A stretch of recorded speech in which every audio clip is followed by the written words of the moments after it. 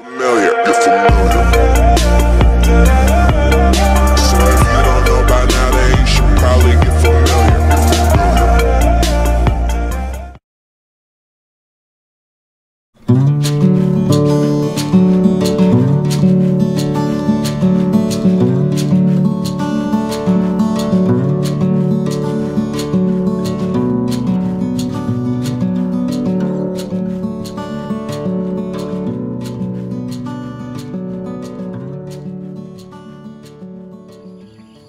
Bismillahirrahmanirrahim. Assalamualaikum warahmatullahi wabarakatuh. Jumpa lagi sahabat tani dimanapun berada. Mudah-mudahan semua sahabat tani dalam keadaan sehat walafiat, kemudian sukses selalu dalam melaksanakan aktivitasnya sehari-hari. Dan insya Allah mudah-mudahan produksi tanaman yang sekarang sedang dibudidayakan memberikan hasil yang maksimal ya. Amin amin ya rabbal alamin. Sahabat tani dimanapun berada, teman-temanku semua, dulur-dulur semua, hari ini kita akan bicara mengenai sebenarnya berapa sih pendapatan pinang betara per 1 hektarnya. Kita ambil skala 1 hektar karena memang budidaya pinang ini kalau tidak dibudidayakan secara intensif, artinya budidaya hanya sebatas, sebagian besar di kampung saya budidaya pinang hanya sebatas pembatas lahan dengan kebun tetangga gitu ya. Misalnya punya pohon karet, dikasih pinang di perbatasan untuk tanda atau untuk batas, atau punya kebun sawit kadang dikasih pinang untuk batas gitu. Jadi kita tidak bicara budidaya yang hanya sebagai pembatas, ibarat kata aji mumpung lah. Nanti kalau buahnya, nanti kalau panen yang berbuah, kalau pinangnya berbuah dipanen kemudian dijual itu. Nah sekarang kita bicara mengenai budidaya pinang yang memang dilakukan secara intensif, artinya dalam skala luasan. Kita ambil sekarang contoh 1 hektar. Mohon maaf teman-teman, kemarin agak batuk jadi suaranya agak beda ya. Jadi sebenarnya berapa sih pendapatan atau penghasilan dari panen pinang dengan skala luasan 1 hektar? Nah nanti silakan teman-teman hitung sendiri kalau teman-teman punya pinang 2 hektar, 3 hektar atau 4 hektar.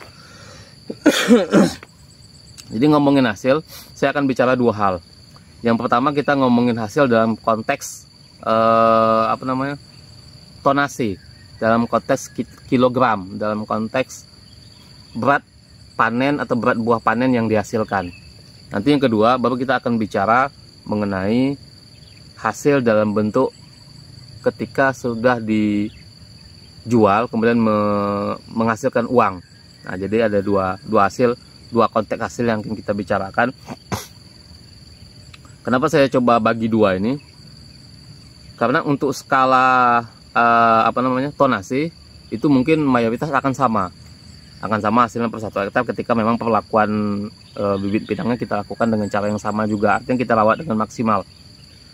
Kemudian untuk konteks yang kedua mengenai hasil dalam bentuk uang, itu akan sangat berbeda dari satu daerah ke daerah lain. Karena harga jual pinang pada suatu daerah dengan daerah yang lain akan sangat mempengaruhi hasil dalam bentuk uang.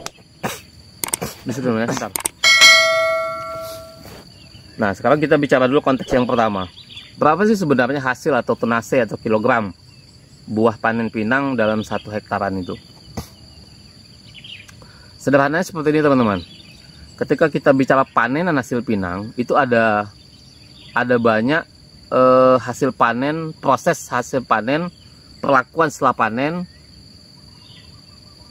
sebelum kita jual. Ada yang namanya pinang gelondongan ya, pinang gelondongan pun terbagi 2. Ada yang gelondongan merahnya saja, ada yang memang benar-benar sudah matang, ada yang gelondongan campuran. Ada yang namanya BST teman-teman, basah total. Basah total itu maksudnya pinang dipanen, dibelah, kemudian dicungkil langsung jual, jadi tidak ada proses penjemuran. Nah sekarang kita bicara konteksnya panen pinang tonase dalam bentuk gelondongan. Gelondongan dalam hal konteks matang sempurna lah ya, artinya udah kuning atau udah merah semua.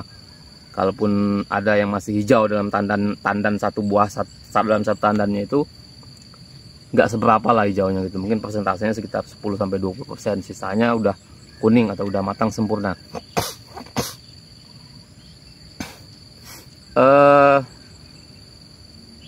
secara hitungan normal, kita bicara normal pada saat bukan pada saat masa trek atau juga bukan pada saat panen raya. Nah, jadi sederhana seperti ini.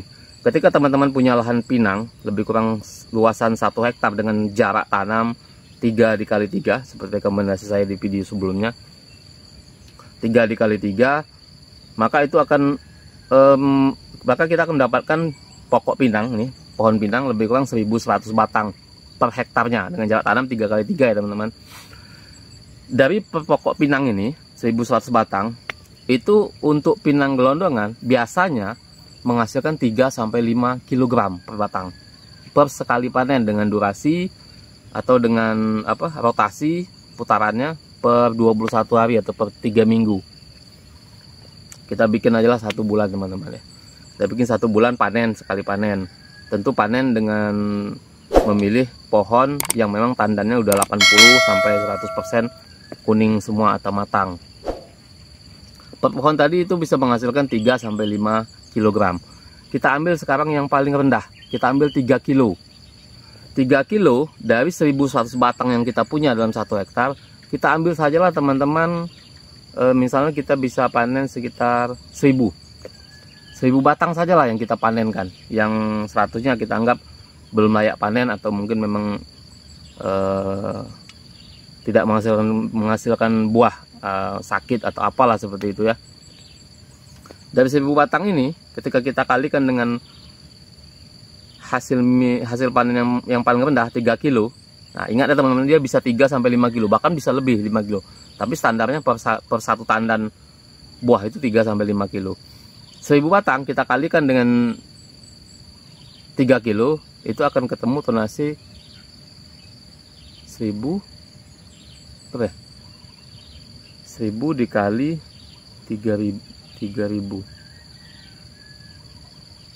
1000 dikali 3000 maaf, 3 ton berarti. Nah, 3000 kilo atau 3 ton. Artinya dalam 1 hektar itu bisa menghasilkan lebih kurang, dengan kondisi normal panen itu seminim-minimnya bisa menghasilkan 3 ton per 1 hektar lahan. Nah, ini hasil yang mayoritas akan sama pada setiap perkebunan pinang dengan skala luasan 1 hektar. Kalaupun ada perbedaan ya up-downnya nggak terlalu jauh. Naiknya 3 tonnya naik nggak terlalu jauh.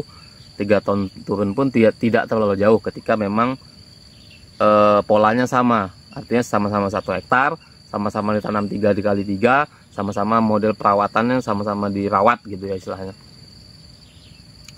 Kemudian kita bicara konteks yang kedua, hasil yang kedua dalam bentuk uang. Nah, dalam bentuk uang inilah yang akan berbeda pada setiap daerah dan pada setiap perlakuan hasil panen pinang.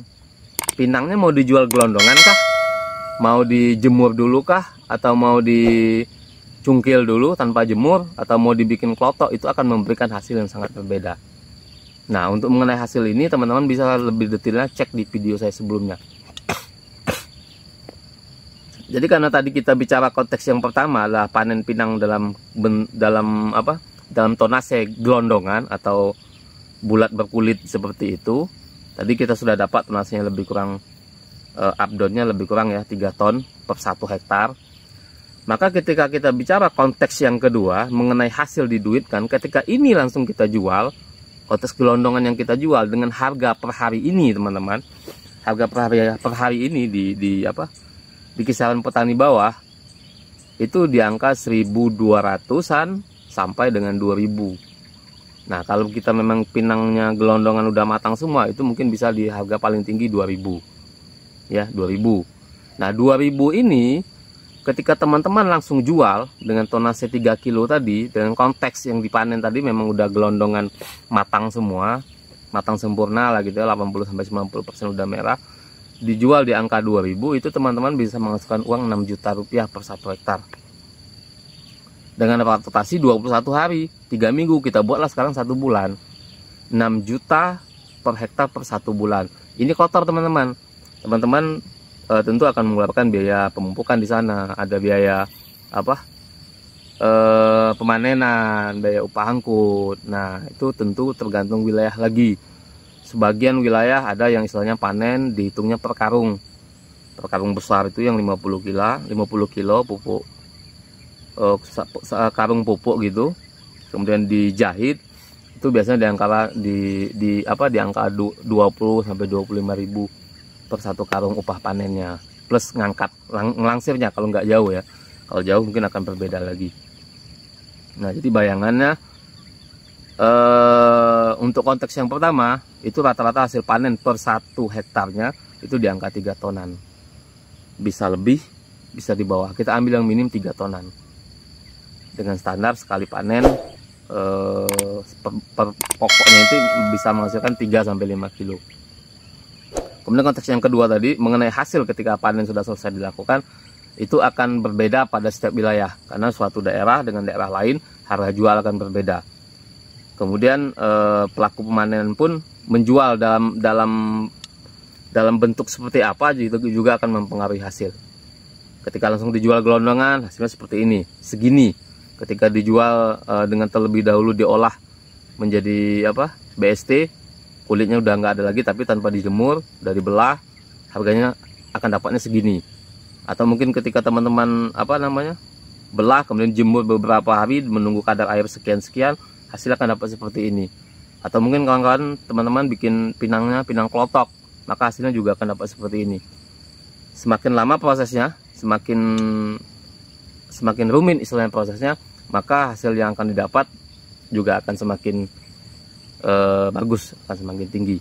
Oke teman-teman, tetap semangat, jangan menyerah. Walaupun saran ini harga pinang memang lagi sedang ya terjunnya rada-rada bebas lah ya teman-teman, agak lumayan. Tapi ya itulah perputaran dan itulah hukum ekonomi. Ada kalanya harga tinggi, ada kalanya harga rendah. Hukum ekonomi seperti ini, ketika permintaan banyak barang sedikit, harga akan tinggi. Tapi ketika permintaan sedikit, permintaan sedikit, barang banyak, harga akan rendah. Nah gitu. Kemarin sawit juga seperti itu, sampai di daerah saya sampai 3.000 ke atas per kilogramnya. Itu di tataran agen bawah, belum diantar ke pabrik kan.